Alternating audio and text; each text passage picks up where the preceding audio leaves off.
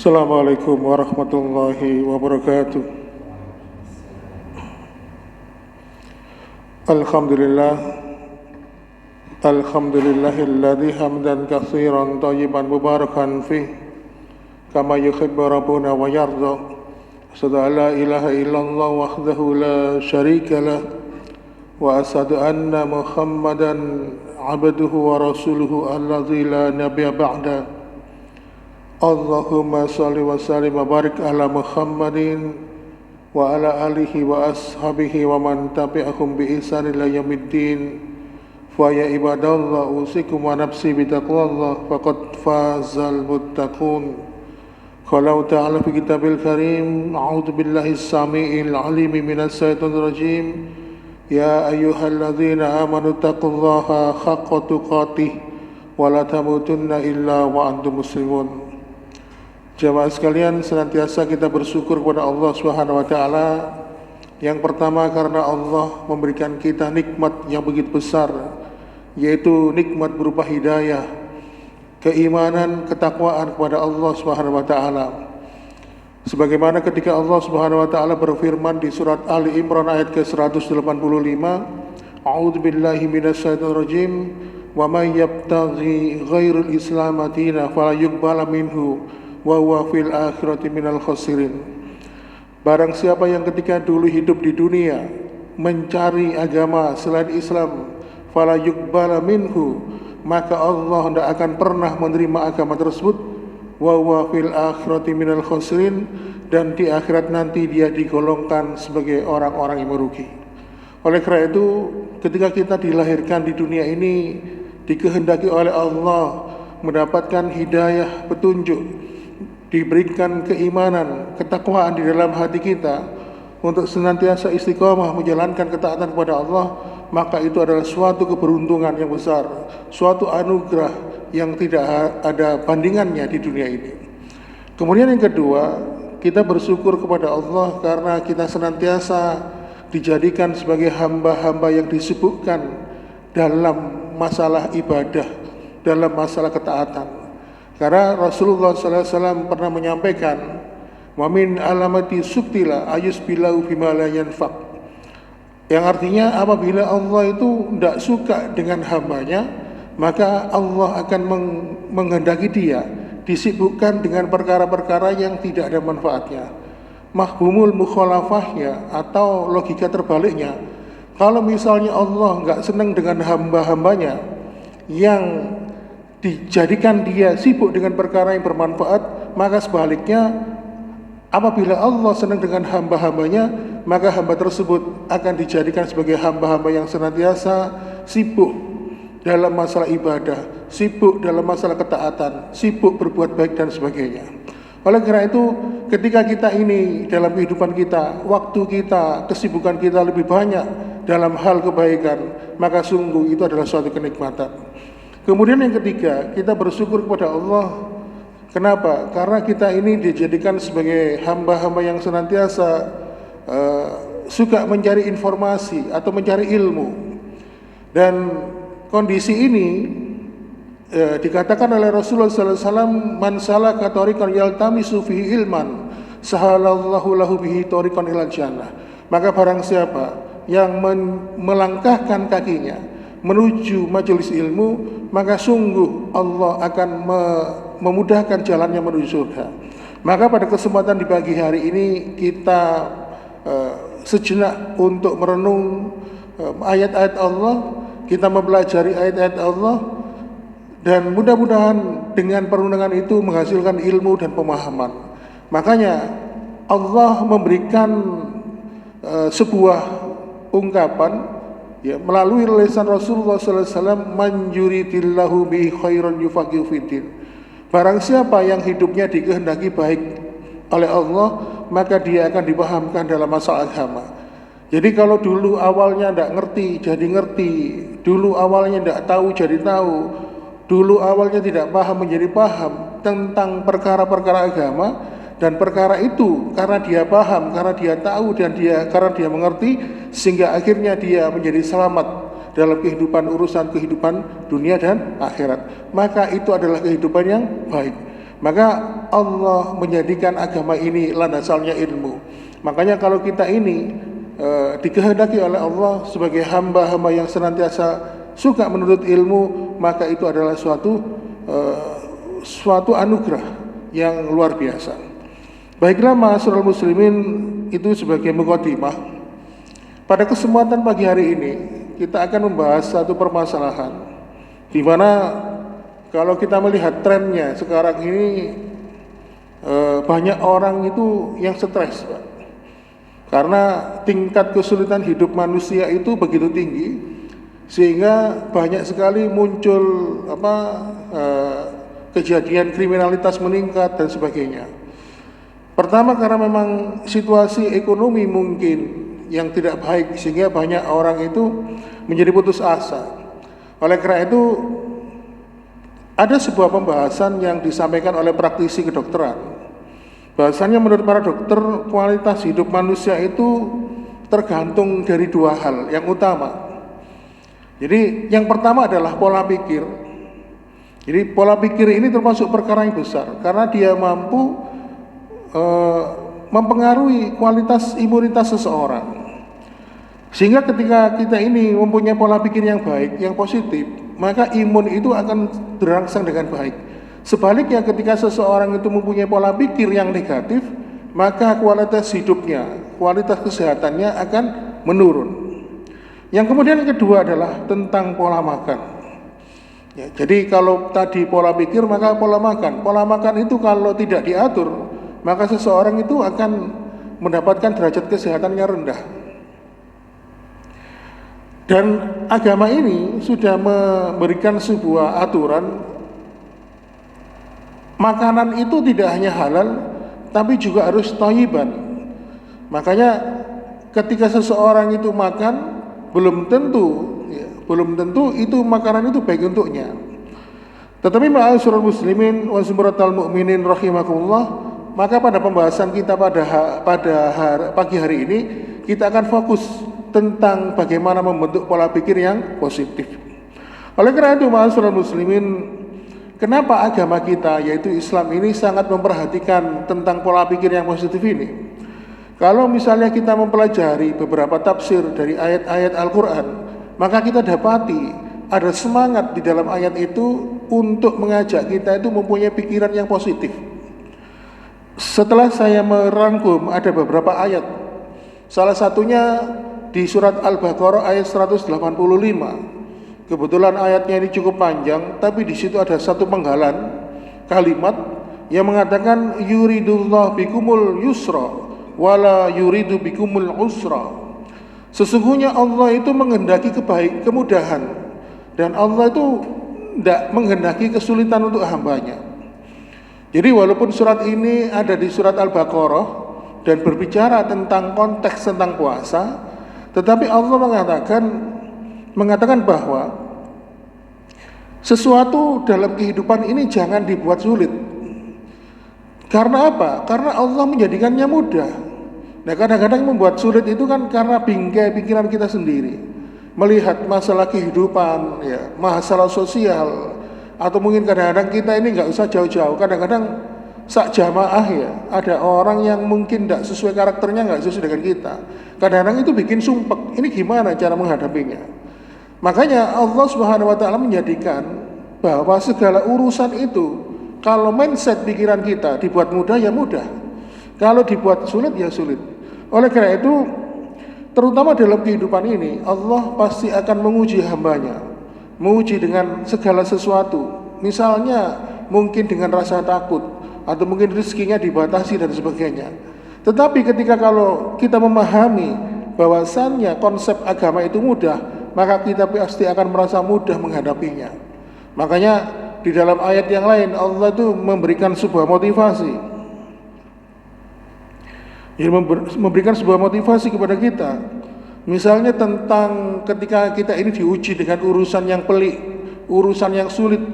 Allah mengatakan, "Wa may yattaqillaha yaj'al lahu makhraja wa yarzuqhu min haitsu la yahtasib wa may yatawakkal 'alallah fahuwa hasbuh." Surat At-Talaq ayat 2 dan 3. Barang siapa yang bertakwa kepada Allah, maka Allah akan memberikan jalan keluar baginya. Dan barang siapa yang bertawakal kepada Allah, maka Allah akan memberikan rizki dari arah yang tidak disangka-sangka, dan pasti Allah akan mencukupkan segala keperluannya. Jadi intinya di sini Allah memberikan pelajaran kepada kita, hidup itu pandanglah dengan mudah, jangan dipandang dengan kesulitan. Intinya ketika seseorang itu diberikan, atau mungkin diri kita diuji dengan sesuatu yang tidak enak, maka ayat ini memberikan pelajaran kepada kita, jangan pernah kita sebagai manusia mencoba untuk mengatasi masalah itu. Nggak akan bisa, nggak akan mampu. Tetapi Allah mengatakan, mendekatlah kepadaku, bertakwalah kepadaku, tingkatkan iman dan takwamu, maka aku akan memberikan jalan keluar untukmu. Aku akan memberikan rizki yang tidak disangka-sangka, dan aku akan memberikan jalan, memberikan kecukupan atas segala keperluanmu. Makanya kalau kita melihat sinetron-sinetron religi, Pak, ya, kadang-kadang kalau ketika ada seorang yang curhat kepada seorang ustadz, ya, mungkin masalah hidupnya, masalah kesulitan dan sebagainya, sang ustadz itu mengatakan bertakwalah kepada Allah, karena dengan bertakwa itu akhirnya apa? Menjadikan segala sesuatu urusanmu menjadi lebih mudah. Makanya ma'asyiral muslimin wa sumratal mu'minin rahimakumullah, inilah karakter orang-orang yang beriman, di mana ketika dia memandang kehidupan itu penuh dengan ujian, ya, penuh dengan kesulitan, tetapi dia memandang semuanya itu dengan kemudahan. Karena memang Allah memberikan mindset kepada kita, pandanglah dengan kemudahan. Sehingga karakter orang beriman itu adalah karakter orang yang bertawakal, menyerahkan segala sesuatunya kepada Allah, mengembalikan segala sesuatu urusannya itu hanya kepada Allah. Sehingga Allah menceritakan bagaimana seorang yang bertawakal itu berdoa di surat Al-Mumtahanah ayat keempat. Di situ Allah menceritakan sebuah doa, Rabbana alaika tawakkalna wa ilaika anabna wa ilaikal masir. Ya Tuhan kami hanya bertawakal kepadamu, dan hanya kepada Engkau lah kami bertobat, dan hanya kepada Engkau lah kami kembali. Ma'asyiral muslimin wa sumratal mu'minin rahimakumullah.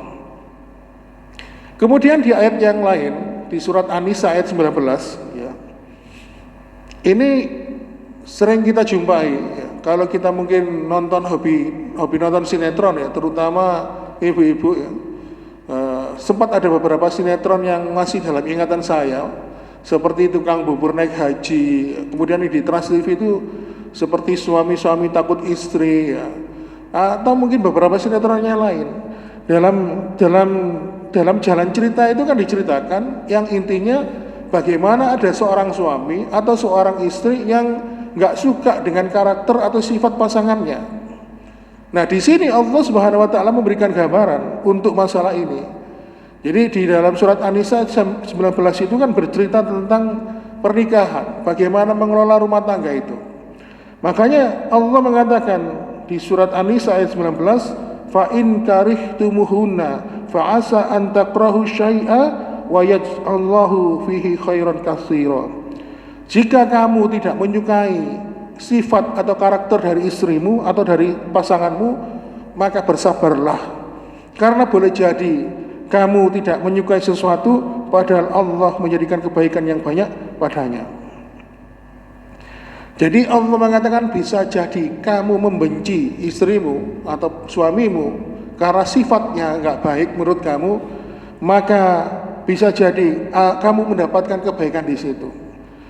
Nah, berkaitan dengan surat An-Nisa 19 ini ada sebuah kisah yang cukup menarik tentang Ibnu Umar. Ibnu Umar itu putranya Amirul Mukminin Umar bin Khattab. Dan Ibnu Umar ini ulamanya para sahabat, ya. Jadi dia termasuk ulamanya para sahabat di zaman itu, sering dijadikan tempat bertanya, sering dijadikan tempat rujukan, bertanya tentang hukum-hukum agama ini. Nah, suatu ketika Ibnu Umar ini kan nggak cocok sama istrinya, sehingga mereka sempat ya, beradu mulut dan sebagainya lah. Akhirnya Ibnu Umar keluar dari rumahnya, dia menuju ke Masjid Nabawi. Jadi para sahabat terdahulu itu kalau misalnya hatinya sedang gak enak, kalau nongkrongnya di masjid. Nah, kebetulan di masjid itu banyak para sahabat yang membaca Al-Quran, ada yang menghafalkan Al-Quran, ada juga yang berzikir. Kebetulan di sebelah Ibnu Umar ini ada seseorang yang membaca, ya, membaca, dan kebetulan yang dibaca itu adalah surat An-Nisa ayat 19. Ketika Ibnu Umar mendengar ini, seakan-akan dia merasa ayat ini baru pertama kali diturunkan. Kenapa? Karena dia merasa ayat ini ditujukan oleh Allah untuknya. Karena dia baru saja bersih tegang dengan istrinya, sehingga akhirnya dia keluar dari rumah menuju Masjid Nabawi. Akhirnya dia menyadari ketika Allah berfirman, ya, fa in karihtumuhunna fa asa an takrahu syai'an wa yaj'alahu fihi khairan katsira. Jika kamu tidak menyukai dari sifat atau karakter dari pasanganmu, maka bersabarlah, bisa jadi kamu tidak menyukai sesuatu padahal Allah menjadikan kebaikan yang banyak padanya. Nah, ketika ini Ibnu Umar mendengar ini, akhirnya apa? Dia menyadari, akhirnya dia pun pulang. Dan akhirnya dia bersabar. Dia bersabar menerima ini. Karena apa? Dia yakin ketika Allah menjodohkan dirinya dengan seseorang, pasti itu adalah pasangan yang terbaik untuk dirinya. Walaupun dia melihat pasangannya itu mempunyai banyak kekurangan, pasti adalah untuk jodohnya. Sehingga akhirnya apa? Ibnu Umar pun bersabar, dan akhirnya apa? Allah memberikan kebaikan. Salah satu putra dari Ibnu Umar yang bernama Salim dijadikan oleh Allah seorang ulama besar di zaman tabi'in. Berkaitan dengan Ibnu Umar, ayahnya Ibnu Umar seperti Umar bin Khattab juga demikian. Suatu ketika itu pernah didatangi oleh salah satu penduduknya. Waktu itu Umar bin Khattab menjabat Amirul Mukminin sebagai khalifah. Ada seorang penduduknya itu mau datang ke rumahnya Umar bin Khattab, mau curhat tentang kelakuan istrinya. Tapi dia kaget ketika mau mengetuk pintu, dia mendengar di dalam rumah Umar bin Khattab lagi dimarahi oleh istrinya. Dan tampaknya Umar bin Khattab ini diam saja waktu istrinya ngomel-ngomel gak karuan itu. Dan setelah itu akhirnya apa? Penduduknya tadi, penduduk dari Umar bin Khattab itu nggak jadi masuk, dia akhirnya pulang. Ternyata Umar tahu. Akhirnya dipanggil, kenapa kamu kesini? Kenapa kamu kembali? Terus laki-laki itu mengatakan, wahai Umar, sesungguhnya saya itu mau curhat, menceritakan perangnya istriku. Tapi ternyata ketika aku datang ke sini, aku mendapati engkau malah juga mendapatkan apa yang aku alami. Engkau malah juga dimarahi oleh istrimu. Lalu Umar bin Khattab mengatakan, ketahuilah, walaupun istriku marah-marah kepadaku, tapi sesungguhnya dia mempunyai banyak jasa, mempunyai manfaat yang besar untukku. Dia yang telah melahirkan anakku, dia juga yang telah mendidik anakku, dia yang terus mengurus keperluan hidupku, mencucikan bajuku, memasak untukku, menyediakan makanan untukku. Dan tentunya dia mempunyai banyak tugas yang tidak mungkin aku bisa lakukan, sehingga aku merasa dia mempunyai banyak jasa untukku. Maka ketika dia marah, maka aku pun hanya mendengarkannya. Inilah ma'asyiral muslimin, contoh ketika kita ini kadang-kadang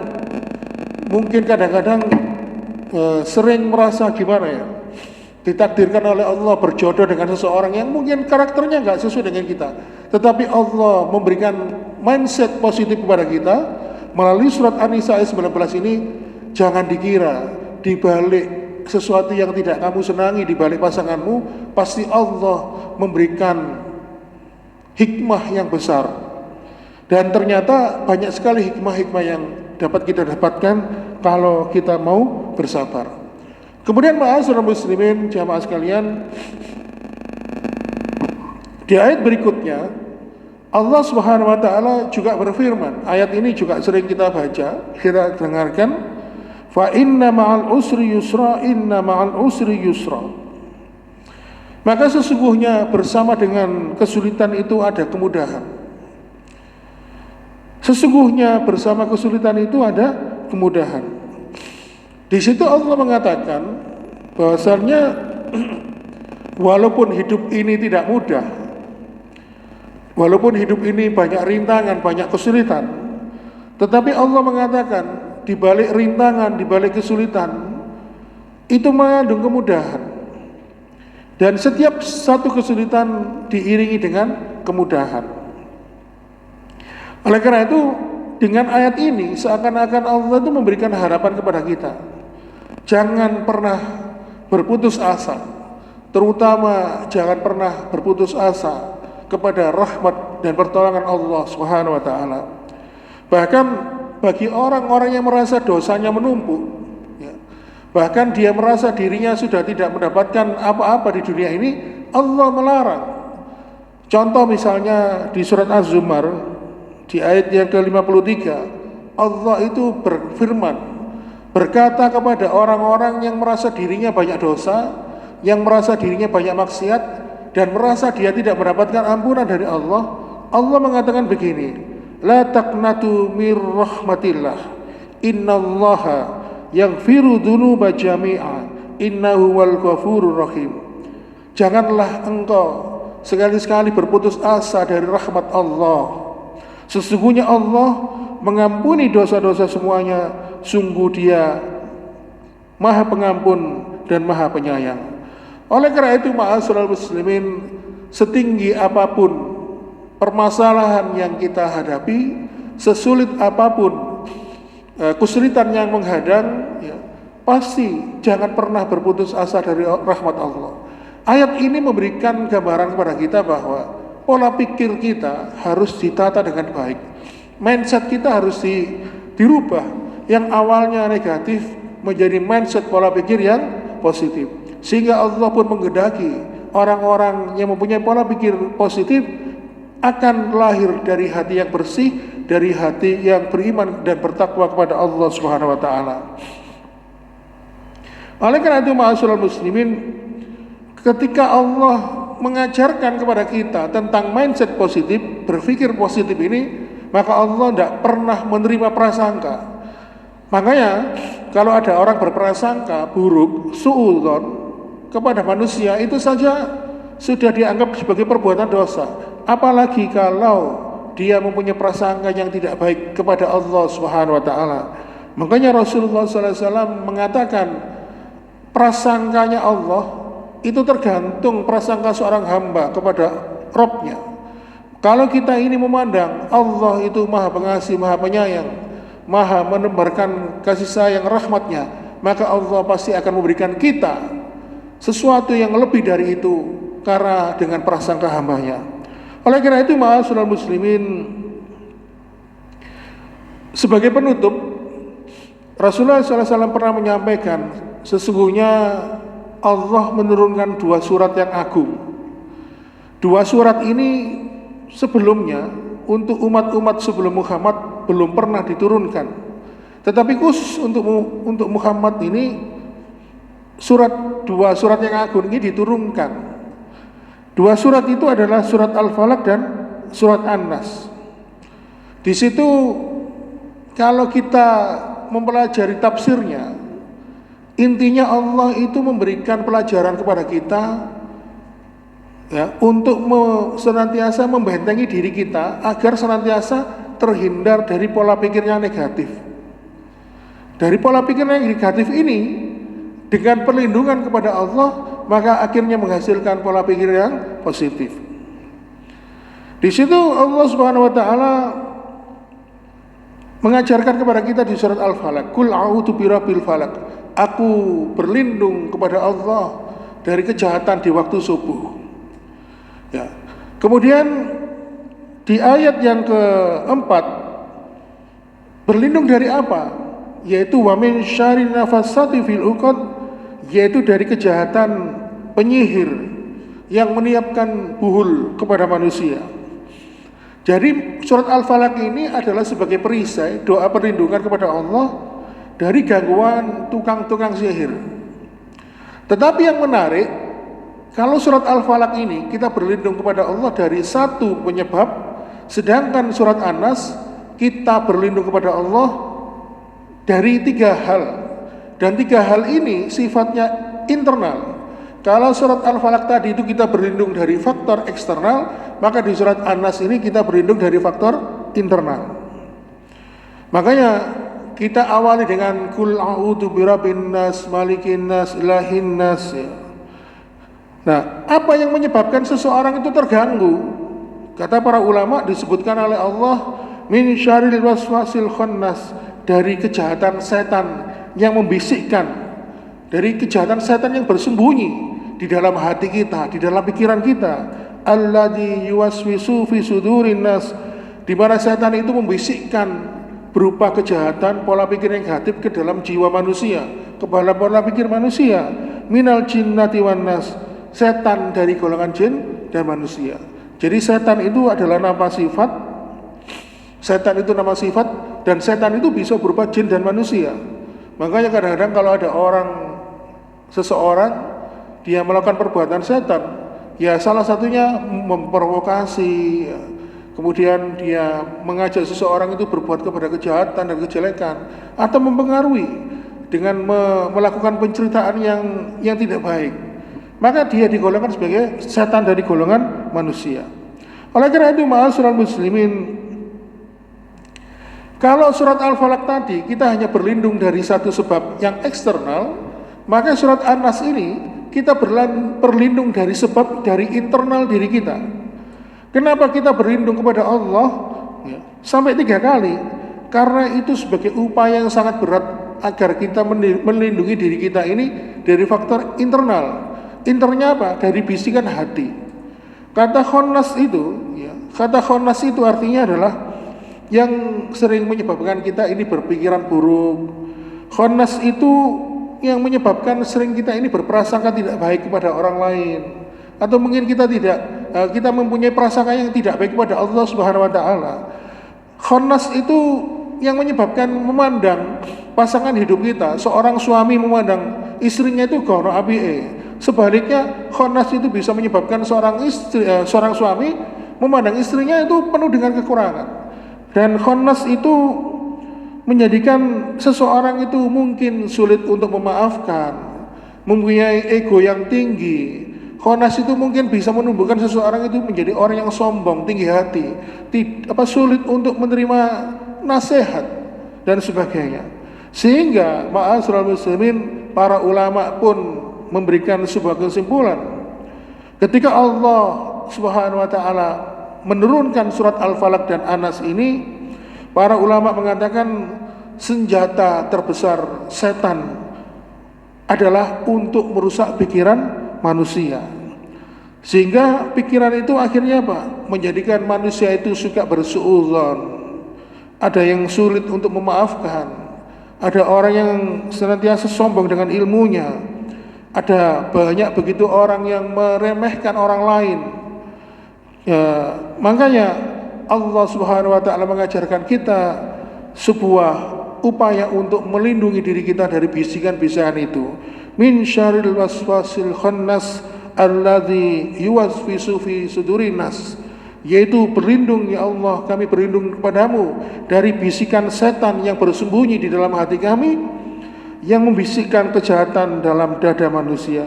Dan akhirnya kita menjadi mengerti bahwa ternyata salah satu semangat agama ini yang Allah ajarkan kepada kita adalah mengajak kita untuk memberikan mindset yang positif, mengajak kita untuk senantiasa memberikan pola pikir yang positif. Segala sesuatu yang tidak baik kita hilangkan, kita hindari, kita jadikan sebagai mindset yang positif. Oleh karena itu, barangkali ada di antara kita yang saat ini mungkin sering berprasangka negatif, berprasangka buruk, maka ketahuilah itu mungkin karena faktor internal, dan banyak-banyaklah berlindung kepada Allah Subhanahu wa taala. Salah satunya dengan membaca doa perlindungan yang diajarkan oleh Allah dengan diturunkannya surat Al-Falaq dan surat An-Nas. Karena sesungguhnya manusia itu adalah manusia yang lemah, yang tidak mempunyai daya dan kekuatan, tetapi hanya Allah lah yang berkuasa atas segala sesuatu. Maka sebaik-baik perlindungan hanya meminta perlindungan kepada Allah Subhanahu wa taala. Dan tidak lupa juga kita memohon petunjuk pada Allah, senantiasa diberikan istiqamah dalam menjalankan ketaatan ibadah. Dan kita juga memohon Allah menggenggamkan diri kita kepada iman dan Islam ini hingga akhir kehidupan kita di akhir dunia ini dan menjadikan kita menjadi orang-orang mendapatkan husnul khotimah. Demikian ma'asyiral muslimin yang dapat kami sampaikan. Mohon maaf bila ada kekurangan. Mudah-mudahan ada manfaatnya. Sekian saya akhiri. Wassalamualaikum warahmatullahi wabarakatuh.